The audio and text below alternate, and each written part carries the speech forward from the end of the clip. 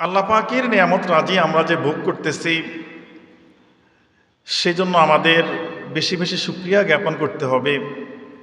সাথে সাথে আল্লাহ পাককেও ডাকতে হবে, আল্লাহ পাককে স্মরণ করতে হবে, যেটাকে এই স্মরণটাকে জিকির বলা হয় আরবিতে। জিকিরের মাধ্যম অনেকগুলো রয়েছে। আমরা নামাজ আদায় করি, এটা আল্লাহ পাকের জিকির। কোরআন তেলাওয়াত করি, এটা আল্লাহ পাকের জিকির। আল্লাহ পাকের সৃষ্টিকুল নিয়ে, দুনিয়া নিয়ে, আখেরাত নিয়ে আমরা আলোচনা করি, এটাও জিকির।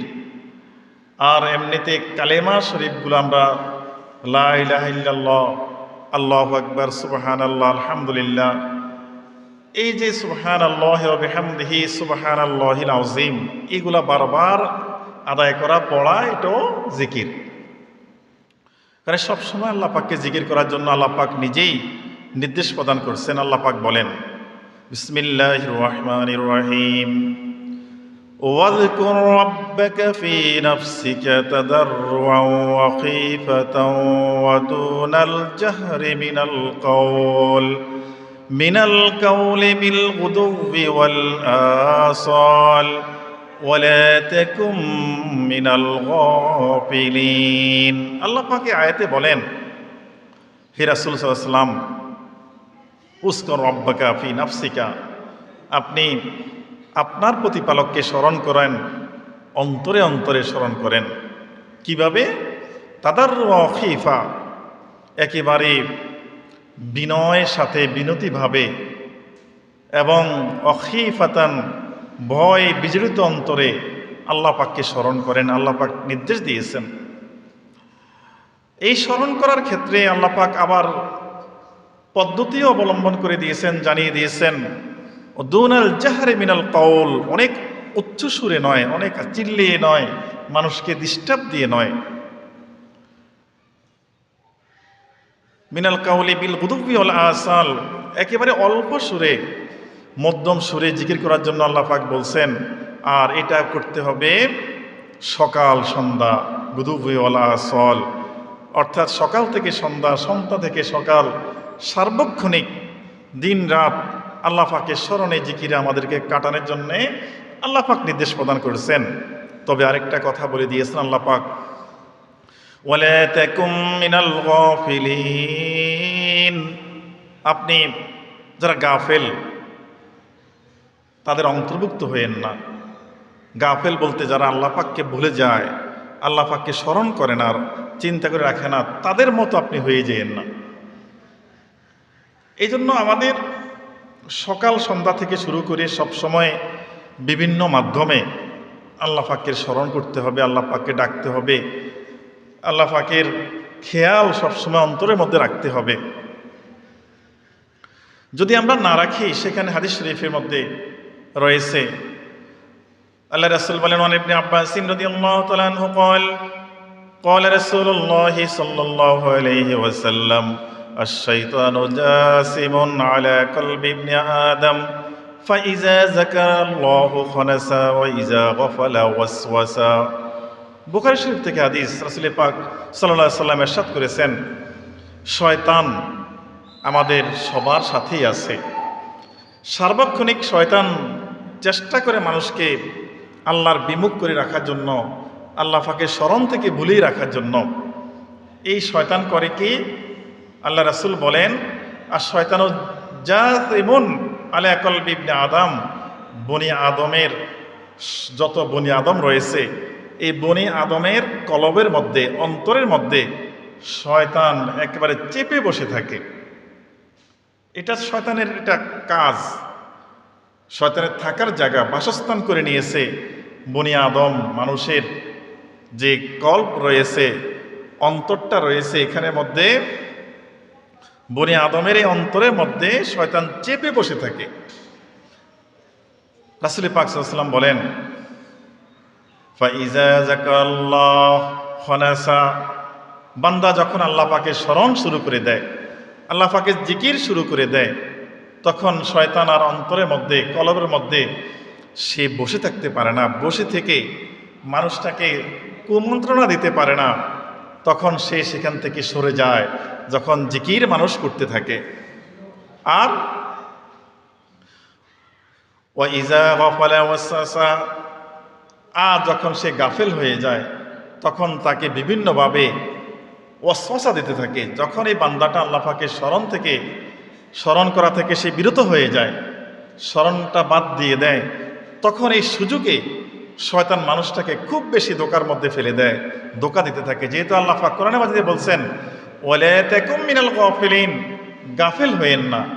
যদি গাফেল হয়ে যান আল্লাহ পাকের স্মরণ থেকে, যতক্ষণ সময় আমরা আল্লাহ পাকের স্মরণ থেকে গাফেল থাকব, মন মানুষের কথা অন্যদিকে থাকবে, আল্লাহ পাকের দিকে থাকবে না, খেয়াল থাকবে না, তখনই শয়তান এই সুযোগে মানুষের কলবের মধ্যে, অন্তরের মধ্যে চেপে বসে মানুষটাকে ওয়াসওয়াসা দিতেই থাকে। এই ওয়াসওয়াসা থেকে আমাদেরকে বাঁচতে হলে একমাত্র যন্ত্র, সেটা হলো আল্লাহ পাকের জিকির করা।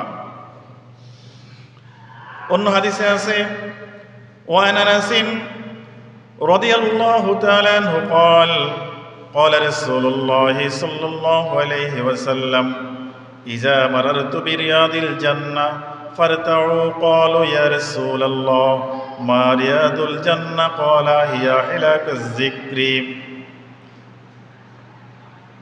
আনাস রাদিয়াল্লাহু তাআলা আনহু থেকে হাদিস, তিনি বলেন রাসূল পাক সাল্লাল্লাহু আলাইহি ওয়াসাল্লাম ইরশাদ করেছেন ইজা মারারতু বিরিয়াদিল জান্নাহ ফারতাউ, যখন তোমরা জান্নাতের বাগান পাশ দিয়ে যাবে, জান্নাতের বাগানে পৌঁছবে, ফারতাউ, সেখান থেকে তোমরা ফল ভক্ষণ করো, সেখানে বিচরণ করো, ফল থেকে উপকৃত যা আছে সব কিছু দিয়ে তোমরা উপকৃত হও। আল্লাহ রাসূল বলছে, স্বাভাবিক যখন আল্লাহ রাসূল বলছেন যে রিয়াজুল জান্নার পাশ দিয়ে যখন যাবে সেখানে বসবে, সেখান থেকে উপকৃত হবে, সেটা কোনটা? সাহাবা ইকরাম প্রশ্ন করলেন, ক্বালু ইয়া রাসূলুল্লাহ সাল্লাল্লাহু আলাইহি ওয়াসাল্লাম মা রিয়াদুল জান্নাহ, রিয়াজুল জান্নাহ, জান্নাতের টুকরা, জান্নাতের বাগানটা কোনটা? ক্বালা রাসূলুল্লাহ সাল্লাল্লাহু আলাইহি ওয়াসাল্লাম, সে আল্লাহ রাসূল বলেন হিয়া হিলাকাজ যিকরি, সেটা হলো জিকিরের মজলিস। সুবহানাল্লাহ। যেখানে জিকিরের মজলিস কায়েম হয়, রাসূল পাক সাল্লাল্লাহু আলাইহি ওয়াসাল্লাম বলতেছেন সে কায়েম হওয়া জিকিরের মজলিসটা, সেটা হলো রিয়াজুল জান্নার মতো হয়ে যায়, সেখানে যে বসে সেই উপকৃত হবে। সেজন্য কোনো জিকিরের মজলিস যখন যেখানে কায়েম থাকে, ওয়াজ মাহফিলের মজলিস কায়েম থাকে, আল্লাহ বাংলা রাসূলের কথা, ইসলামের কথা, দ্বীনের কথা যেখানে সব সময় চলতে থাকে, সেখানে বসলে সওয়াব, বসলে সেখানে নেক, সেখানে বসলে উপকার ছাড়া অপকারে কিছু নাই। কারণ অন্য হাদিসে আছে ওয়ান আবি সাঈদ আল-খুদরি রাদিয়াল্লাহু তাআলা আনহু قال قال رسول الله صلى الله عليه وسلم لا يقعد قوم يذكرون الله إلا حفتهم الملائكة وغشيتهم الرحمة। রাসূল পাক সাল্লাল্লাহু আলাইহি ওয়াসাল্লাম এই হাদিসে উল্লেখ করেন, মুসলিম শরীফ থেকে হাদিস, যে লা ইয়াকুদু কাউমুন ইয়াজকুরুল্লাহ, আল্লাহ রাসূল বলতেছেন যে ইমানদার পুরুষগণের যে দল মহান আল্লাহ তাআলার জিকিরের উদ্দেশ্যে কোনো মজলিস কায়েম করলো, কিছু লোক ডেকে এনে এখানে বসে একটা জিকিরের মজলিস কায়েম করলো, আল্লাহ পাকের আলোচনা হলো, জিকির আজকার হলো, তালিম তরবিয়ত হলো, এরকম জিকিরের মজলিস কায়েম করলে কি হবে? আল্লাহ রাসূল বলেন ইয়াজকুরুনাল্লাহা ইল্লা হাফাতহুমুল মালাইকা, আল্লাহ পাকের পক্ষ থেকে আল্লাহ পাকের ফেরেশতাগণ সে মজলিসটা চতুর্পাশে তারা বেষ্টনী দিয়ে দেয়, একটা বেষ্টনী দিয়ে দেয়। আমরা যেরকম মনে করেন এই ছোট বাচ্চারা যখন খেলাধুলা করে হাতে হাত রেখে চতুর্পাশে একটা বেশাব্দ হয়ে যায়, বেশাব্দ দিয়ে দেয়, বেষ্টনী দিয়ে দেয়, এরকম ফেরেশতা আপনার দলবদ্ধ হতে হতে একেবারে আসমান পর্যন্ত দলবদ্ধ হয়ে ফেরেশতারা এই মজলিসটাকে সেখানে বেষ্টনী দিয়ে ফেলে। ওয়াগাশিয়াতহুমুর রাহমাত, এবং আল্লাহ পাকের রহমত দিয়ে সেই জায়গাটাকে আল্লাহ পাক ডেকে ফেলেন, রহমত দিয়ে। যতখানি জায়গা বেষ্টিত হবে ফেরেশতার দ্বারা, এই মজলিসটাকে আল্লাহ পাক রহমত দিয়ে পুরোপুরি ডেকে ফেলেন। সেই মজলিসের মধ্যে আল্লাহ রাসূল বলেন ওয়ানাজালাত আলাইহিমুস সাকিনা, আল্লাহ পাকের পক্ষ থেকে সেই মজলিসের মধ্যে অনুপম শান্তি আল্লাহ পাকের পক্ষ থেকে অবতীর্ণ হতে থাকে। শুধু তাই নয়, ওয়াজাকারাল্লাহু ফী মান ইনদাহু, আর আল্লাহ পাক তার ফেরেশতা যারা রয়েছে ফেরেশতাদেরকে সামনে নিয়ে, আপনার ওলি আউলিয়া নবীগণের রূহকে সামনে নিয়ে, নেককারদের রূহকে সামনে নিয়ে তখন তাদের সামনে এই সুনামগুলো বলতে থাকে। আল্লাহ পাক নিজেই আল্লাহ পাক সুনাম করেন, এই বান্দা আমার দুনিয়ার মধ্যে অমুক জায়গায় কিছু বান্দা একত্রিত হয়ে আমার জিকির করতেছে, ফেরেশতারা সেখানে বেষ্টনী দিয়ে আছে, সেখানে আমার রহমত নাজিল হতেছে, সেখানে আপনার সাকিনা প্রশান্তি অবতীর্ণ হতেছে। এই মানুষগুলা অনেক আমার পছন্দের, এই মানুষগুলা তারা যা চায় আমি তাদেরকে তাই দান করব। এরকম অনেক ঘোষণা আল্লাহ পাক সেই ফেরেশতা এবং নবী ওলিদের রূহ সামনে বলতে থাকেন, সুনাম বলতে থাকেন। এটা অনেক ভালো কাজ, অনেক ভালো কাজ। মানুষ যখন জিকির করে, জিকির করলে তার যে উপকারটা প্রাথমিক হয়, যেমন রাসূল পাক সাল্লাল্লাহু আলাইহি ওয়াসাল্লাম হাদিস শরীফে বলেন, ওয়ান আব্দুল্লাহ ইবনে ওমর রাদিয়াল্লাহু তাআলা আনিন নবী সাল্লাল্লাহু আলাইহি ওয়াসাল্লাম আন্নাহু কানা ইয়াকুলু লিকুল্লি শাইইন সিকালা ওয়া সিকালাতুল কুলুবি যিকরিল্লাহ। রাসূল পাক সাল্লাল্লাহু আলাইহি ওয়াসাল্লাম হাদিস শরীফ উল্লেখ করেন যে প্রায় আল্লাহ রাসূল এই কথাটা বলতেন, শুধু একবার নয়, বিভিন্ন সময় সাহাবা একরামের সামনে এই কথাটা উল্লেখ করতেন। সেটা কি? লিকুল্লি শাইইন সিকালা। আল্লাহ রাসূল বলেন প্রত্যেকটা বস্তু পরিষ্কার করার জন্য কিছু যন্ত্র আছে। যেমন আমাদের কাপড় পরিষ্কার করার জন্য সাবান দিয়ে করে থাকি, লোহার মধ্যে জং পড়লে সেটা পরিষ্কারের জন্য আমরা শিরিষ ব্যবহার করে থাকি। এমনি করে এই টাইলসের মধ্যে কোনো যদি ময়লা পড়ে বিক্সল দিয়ে আমরা এটাকে পরিষ্কার করে থাকি। এরকম বিভিন্নভাবে আপনার বিভিন্ন জিনিস পরিষ্কারের জন্য আল্লাহ রাসূল বলছেন যন্ত্র রয়েছে ভিন্ন ভিন্ন। কিন্তু অন্তর একটা জিনিস মানুষের, আল্লাহ পাক কল্ব একটা, প্রত্যেকটা মানুষের একটা কল্ব দিয়েছেন। সেই কল্বের মধ্যে মানুষ যখন গুনাহ করে, সেই গুনাহের দ্বারা সেখানের মধ্যে জং পড়ে যায়, মরিচিকা পড়ে যায়, সেখানের মধ্যে এটা সে বোবার মতো হয়ে যায়। সেটাও পরিষ্কার করতে হবে। উপর দিয়ে আমরা যতই পরিষ্কার করি, কল্ব নামক সেই যন্ত্রটা কখনোই পরিষ্কার করা যাবে না। তবে সেটা পরিষ্কার কিভাবে করব? সেটা পরিষ্কার থাকলে পুরো দেহ অসুস্থ, সেটা আমরা পরিষ্কার কিভাবে বলবো? সে আল্লাহ রাসূল বলেন ওয়াসিকারাতুল কুলুবি যিকরুল্লাহ, আর সেই অন্তরটা পরিষ্কার করার একমাত্র জিনিস, যন্ত্র হলো আল্লাহ পাকের জিকির, যিকরুল্লাহ। আল্লাহ পাকের জিকির, জিকির যত করবেন, আমরা জিকির যত করব, ততই আমাদের অন্তরটাতে যত ময়লা আছে আস্তে আস্তে ময়লাগুলা দূর হয়ে যাবে, নতুন করে ময়লা পড়বে না, পড়লেও জিকির দ্বারা সে ময়লাগুলো আস্তে আস্তে মুছে যাবে। ওমা মিন শাইইন আনজা মিন আযাবিল্লাহি মিন যিকরিল্লাহ। আল্লাহ রাসূল বলেন আল্লাহ পাকের রিজক, জিকির অপেক্ষা আল্লাহ পাক যে আযাব দিবেন, সেটাকে, সেই আযাব থেকে মুক্তিদানের জন্য আর কোনো কিছুই এমন বেশি পাওয়ারফুল নয় জিকির দ্বারা, যেটা বেশি হয়ে থাকে বান্দার বিপদ, পরকালীন বিপদ দূর করার জন্য।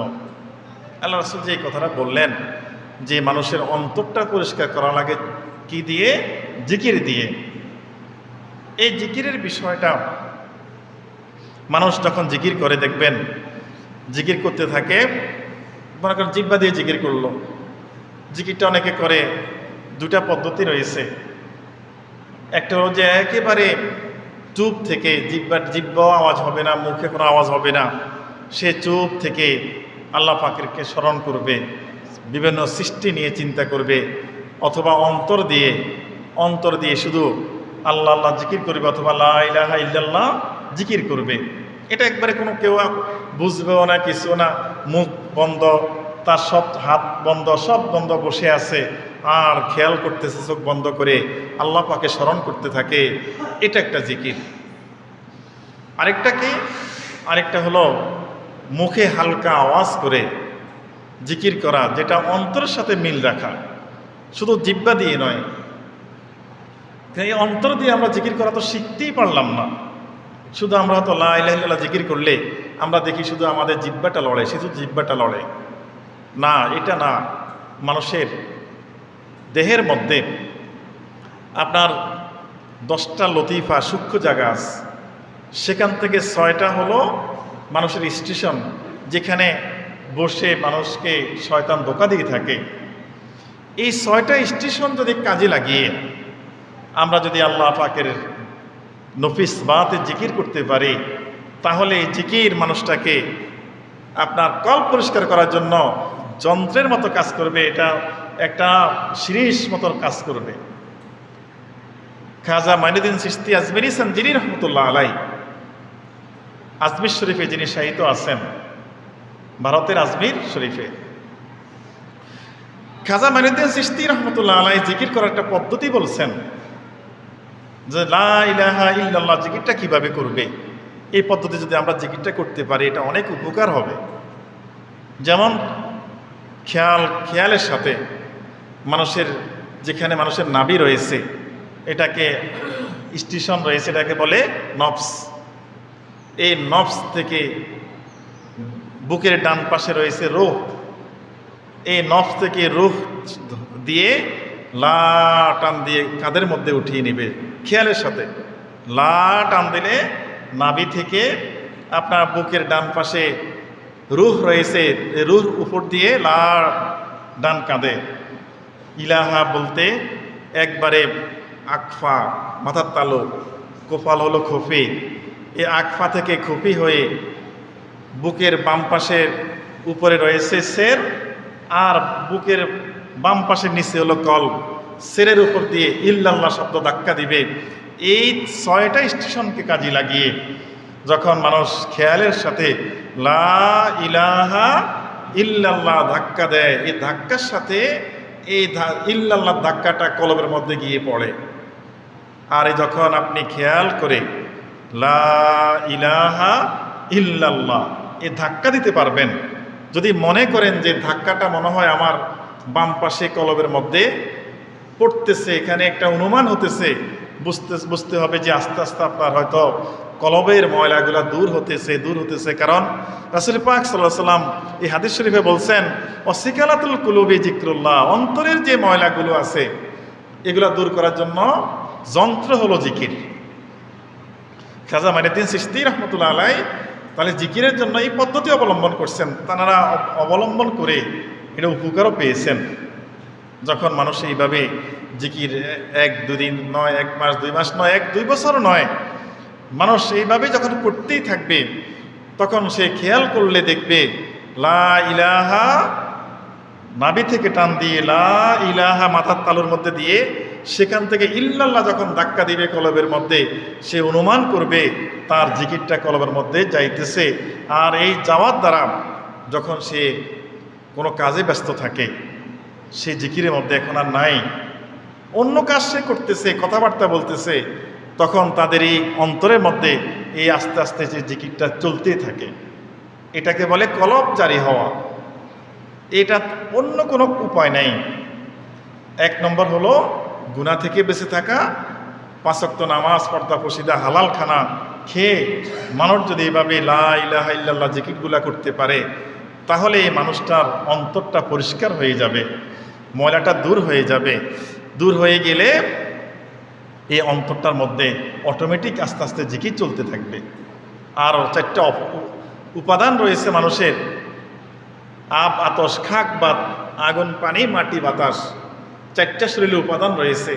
এই 4টার উপাদানও যখন এভাবে জিকির করতে করতে মানুষটার গুনাহ মাফ হয়ে যায়, আল্লাহ পাকের কাছে জিকির করে আর কান্নাকাটি করে, এরকম করতে করতে তার গুনাহটা যদি মাফ হয়ে যায়, মাফ হয়ে গেলে মানুষটা দেখবে আর সে স্থির থাকতে পারবে না। সে দেখবে গাছ থেকে জিকিরের আওয়াজ আসতেছে, দেওয়াল থেকে জিকিরের আওয়াজ আসতেছে, তার যে খাওয়া সামনে নেবে খাওয়া থেকে জিকিরের আওয়াজ আসতেছে। তখন এই মানুষটা আল্লাহর বড় দরজার সে ওলি হয়ে যায়। এটা একমাত্র যন্ত্র হলো জিকির করতে হবে। আর জিকিরের জন্য এই উপকার পেতে হলে আর পূর্ব শর্ত হালাল খানা খেতে হবে, 5 ওয়াক্ত নামাজ রোজা তো আছেই আদায় করতে হবে, আপনার গুনার কাছ থেকে সে বিরত থাকতে হবে। আর একান্ত খেয়ালের সাথে যদি কাজটা করে তাহলে সেই উপকারটা অবশ্যই পেয়ে যাবে। তাহলে এটা আমরা যদি আস্তে আস্তে চিন্তা করি যে জিকির নিয়ে থাকতে হবে আল্লাহ পাকের।